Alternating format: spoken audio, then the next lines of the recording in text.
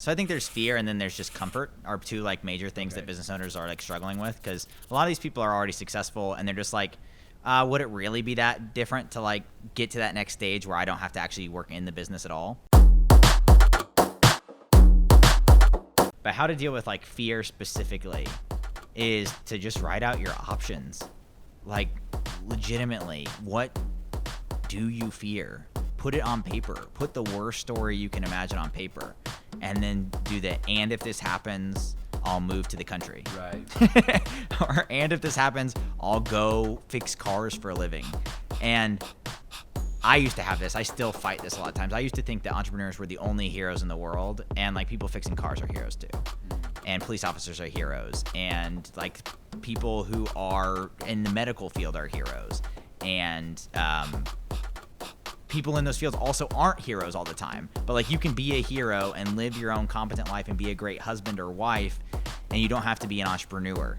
And I think like that's freeing too. Like get over the fact that the only way to be successful in life is this certain path, and that if you left that path or if it didn't go the right way perfectly, that you are less than as a human. Like take your ego out of it, and then you're just gonna be so much better, because you're gonna be like, I only want this company if it is the way I want it to be.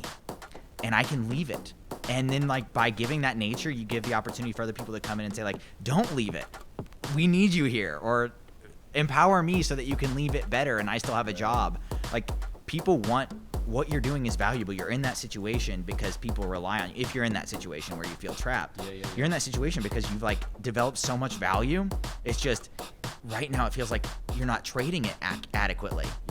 And so figure out different trades to make with people. It starts with deliberate communication.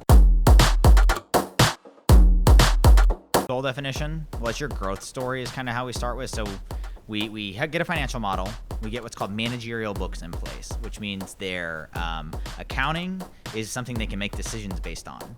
And there's a lot of things that make most startups' books not managerial. You can't predict cost and revenue matching accurately. You're just not invoicing correctly. Like there's all kinds of crazy things.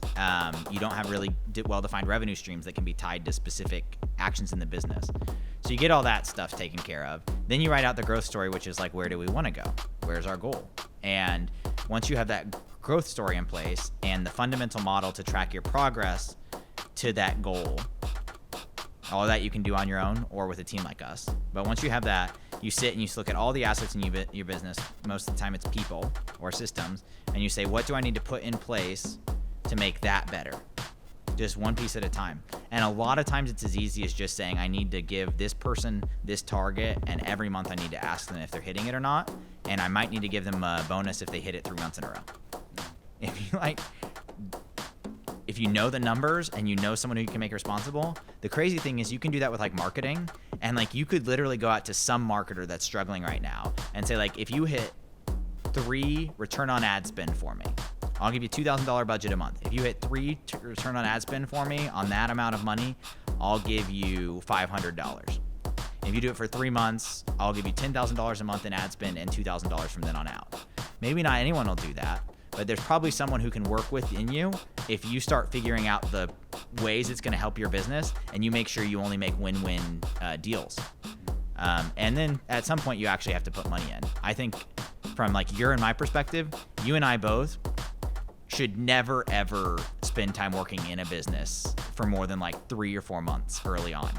You and I should hire somebody to do the tactical work inside the business because our minds are better spent on strategy. Well, I'm still young, and like all these people that I'm talking about too, the cool thing is like they're smarter than me in so many ways. So I get to learn from all the business owners and like their managers and all these people's success, and it's like much greater than any challenge that they face. I mean, that's obviously why they're able to hire us and continue to be successful. So like focusing on the fact that you've been successful before is important, like keeping that in mind if you're facing struggles. But then how do you like figure out that you need to get help? Well, I think the first thing you do is you look at your team and you say, hey, do I know how to like make these people upskill? And if it's not your team, is it like software solutions? Do I know how to make things that are difficult for me now easier in the future? And like just every month ask yourself that question. What have I done to either make a member of my team stronger or better at the thing they're supposed to be doing, or what software or process improvement have I put in place?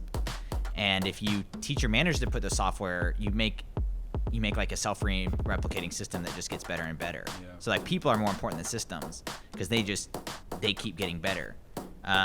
So that's what I would do. And then like if you're having trouble doing that, if you're like, I don't know how to approach these conversations, I'm not even sure what targets I should set for people, I don't know how to hold people accountable, those are all very real questions. And there are experts out there who can do it. You can read books, but I think the best thing is like expand your team.